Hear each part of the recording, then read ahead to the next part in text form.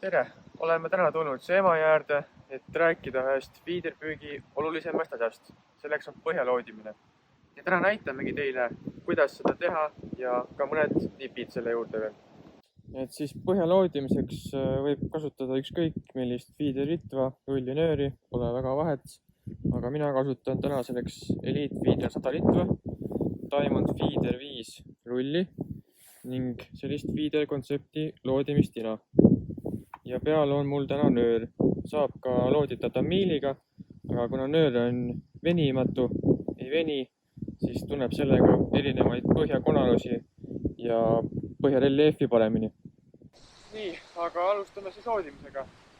Kuna üldiselt Emajõel väga kaugelt ei ole vaja püüda, enamus püüki käib esimese kandi tagant, kaldapoolse kandi tagant nii-öelda, siis viskan ma tina umbes poole jõe peale.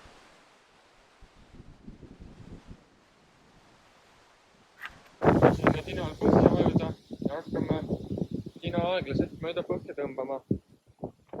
Seejuures vaadates ribapitsi. Siin põhja on üsna sile, aga tundub, et see on põhjas savi, kivid, karbid. Randi siis tuleb ära selle järgi, et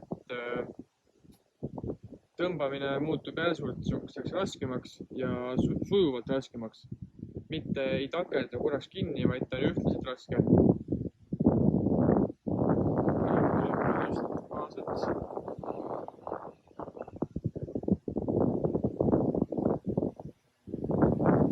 Ja võt selle koha peal ma tunnen, et see tõmbamine läheb hästi raskeks, et isegi juba nagu peaaegu kinni jäi.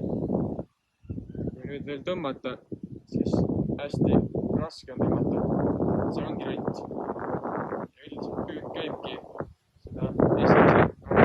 Kui rant on üles leitud, siis mina üldiselt lasen paar meetrit järgi ja panen nööriklipi taha, et leiaks ka järgmisel viskel uuesti sama randi ülesse. Ja siis kindlasti tasub veel 2-3 korda visata sama koha peale, et kontrollida, kas põhi on puhas ja siis on püügikoht leitud.